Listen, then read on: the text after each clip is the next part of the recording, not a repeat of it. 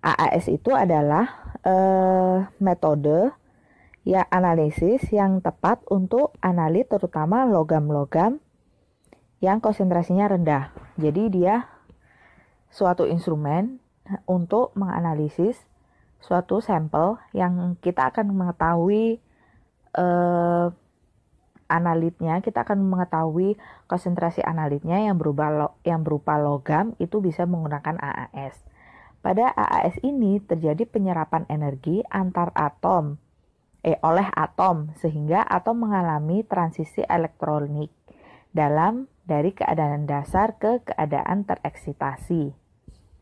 Nah, untuk dapat terjadi proses absorpsi ini, jadi atom ini diperlukan sumber radiasi monokromatik dan alat untuk menguapkan sampel sehingga diperoleh atom dalam keadaan dasar dari unsur yang diinginkan. Jadi pada prinsipnya si AAS ini awalnya mengubah kita kan ingin tahu ini di sampel ini jumlah kandungan logamnya berapa. Nah, pada dasarnya AAS ini awalnya dia mengubah logam tersebut pada keadaan dasar dari logam yang kita inginkan. Kemudian AAS ini merupakan teknik kuantitatif unsur-unsur yang pemakaiannya sangat luas di berbagai bidang karena prosedurnya termasuk selektif, spesifik, dan biaya analisisnya juga murah. Selain itu, dia memiliki sensitivitas yang tinggi dan dapat dengan mudah membuat metrik yang sesuai dengan standar. Waktu analisis sangat cepat dan mudah dilakukan. Nah, itu merupakan keuntungan dari penggunaan AAS. Jadi dia murah, dia sama seperti spektro. Jadi dia murah dan gampang. Tapi dia juga selektif. Nah, kalau untuk logam itu biasanya menggunakan AAS. Nah, ini contoh dari instrumen AAS. Jadi di sini dilihat sampel dari AAS ini dibacanya satu-satu sama seperti spektro. Jadi tapi dia sampelnya itu ada semacam selang kecil yang nantinya dimasukkan ke sampel, kemudian nanti sampelnya akan disedot. Di sini di tempat nebulizernya dan tempat atomizernya ada di sini. Kalau dalam keadaan nyala, biasanya berupa film untuk tempat atomizernya dan nebulizernya untuk menyedot sampelnya. Nah, ini dia gambaran dari instrumen tadi. Yang pertama di sini ada sumber cahaya. Terus dia kan melewati sumber cahaya nanti kan akan ke monokromator. Nah, sampelnya nanti itu kan posisinya berupa larutan. Dia disedot oleh nebulizer, kemudian diangkat ke flame untuk mengalami atomizer. Jadi ini untuk atom yang kita inginkan dalam keadaan dasar. Nah, atom ini akan dilewati sinar yang kemudian sinarnya yang ditransmisikan ke monokromator dengan panjang gelombang tertentu, kemudian oleh detektor diproses dan keluar data pada recorder. Prinsip kerjanya ya seperti tadi yang saya jelaskan. Jadi untuk menganalisis sampel tersebut harus diatomisasi. Nah, sampel kemudian harus diterangi oleh cahaya. Cahayanya yang ditransmisikan kemudian diukur oleh detektor. Sebuah sampel cairan biasanya mengalami perubahan menjadi gas atom melalui 3 langkah. Yang pertama, pengeringan atau desolvation. Dia larutannya menguap tapi sampelnya tetap dalam wujud yang asli, senyawanya maksudnya. Kemudian penguapannya sampel padat berubah menjadi gas.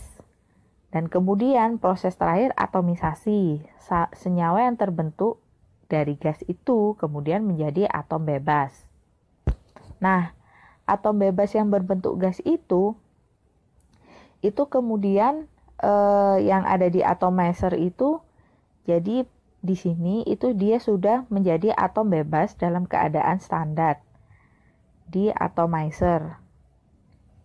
Kemudian dia menyerap radiasi pada frekuensi spesifik. Atom yang menyerap sinar UV atau sinar tampak dan mentransmisikan ke tingkat energi lebih tinggi, nah dia konsentrasinya dapat dihitung berdasarkan jumlah yang terabsorpsi. Jadi semakin tinggi jumlah yang terabsorpsi itu berarti konsentrasinya semakin tinggi. Penetapan kadar atau penetapan secara kuantitatif pada AAS ini digunakan kurva standar setelah alat dikalibrasi dengan standar yang sama.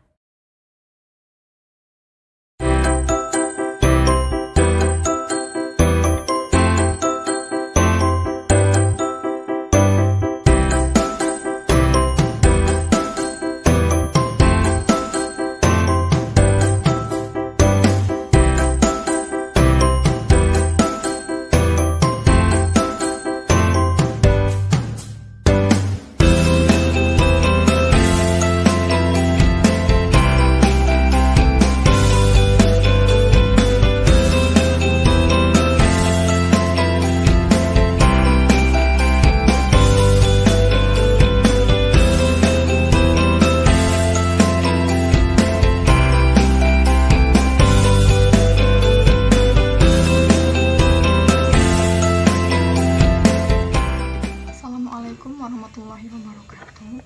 Perkenalkan, nama saya Anissa Nabila Nasution, NIM 18017. Sekarang saya akan menyampaikan materi tentang spektrofotometri serapan atom atau SSA. Nah, yang akan saya jelaskan itu adalah bagian-bagian alat pada spektrofotometri serapan atom. Yang pertama itu ada lampu katoda berongga. Itu berfungsi sebagai sumber cahaya pada SSA. Lampunya itu memiliki masa pakai atau unsur pemakaian selama 1000 jam.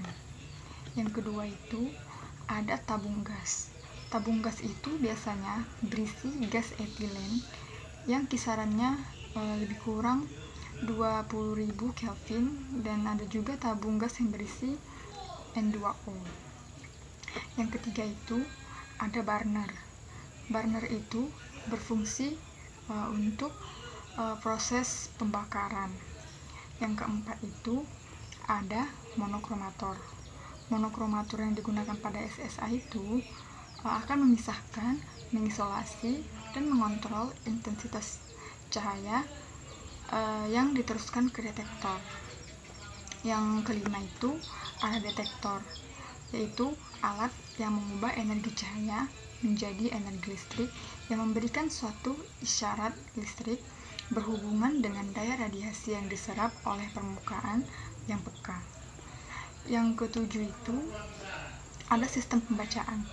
Sistem pembacaan itu merupakan bagian yang menampilkan suatu angka atau gambar yang dapat dibaca oleh mata.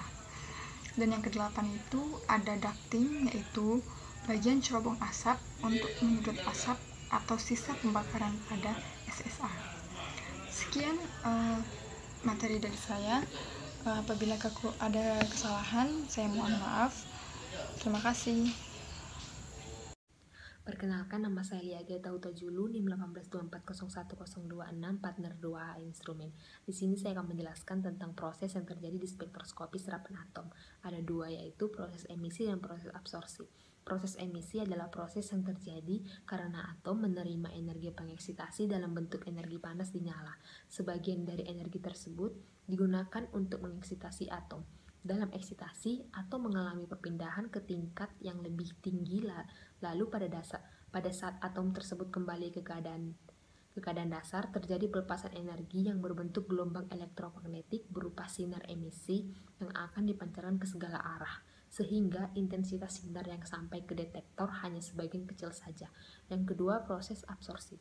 Proses absorpsi terjadi karena seberkas sinar dengan panjang gelombang tertentu melewati media pengabsorpsi yang terdiri dari atom. Atom yang mengabsorpsi energi cahaya tersebut akan mengubah atom menjadi atom yang tereksitasi, sedangkan energi yang tidak diserap akan ditransmisikan. Assalamualaikum warahmatullahi wabarakatuh. Perkenalkan, nama saya Teguh Alfiansyah Sembiring, NIM 1824095. Di sini saya dari partner 2 ingin menjelaskan mengenai perbedaan antara flame photometry dan SSA. Perbedaannya adalah, pertama, pada SSA dapat menganalisa kurang lebih 70 unsur. Pada flame photometry dapat menganalisa unsur logam alkali dan alkali tanah. Yang kedua, pada SSA tidak ada analisa pendahuluan, sedangkan pada film fotometri menggunakan analisa pendahuluan. Yang ketiga, pada SSA menggunakan katoda berongga, sedangkan pada film fotometri tidak menggunakan katoda berongga. Yang keempat, pada SSA selektivitasnya tinggi, sedangkan pada film fotometri selektivitasnya rendah. Yang kelima, pada SSA menggunakan atomisasi tanpa nyala, sedangkan pada film fotometri menggunakan atomisasi nyala. Yang keenam, pada SSA terjadi eksitasi kemudian emisi. Pada film fotometri terjadi emisi lalu eksitasi. Sekianlah perbedaannya. Wassalamualaikum warahmatullahi wabarakatuh. Perkenalkan, nama saya Feby Andriani, NIM 182401053. Saya akan menjelaskan materi spektrofotometer serapan atom, yaitu hukum yang mendasari percobaannya. Yang pertama adalah hukum Lambert, menyatakan bahwa cahaya monokromatis yang melewati medium transparan maka intensitasnya berkurang dan bertambah ketebalan dari mediumnya. Yang kedua, itu adalah hukum Beer, menyatakan sinar yang dipancarkan akan berkurang secara eksponensial seiring bertambah konsentrasi dari spesies yang diserap oleh sinar tersebut.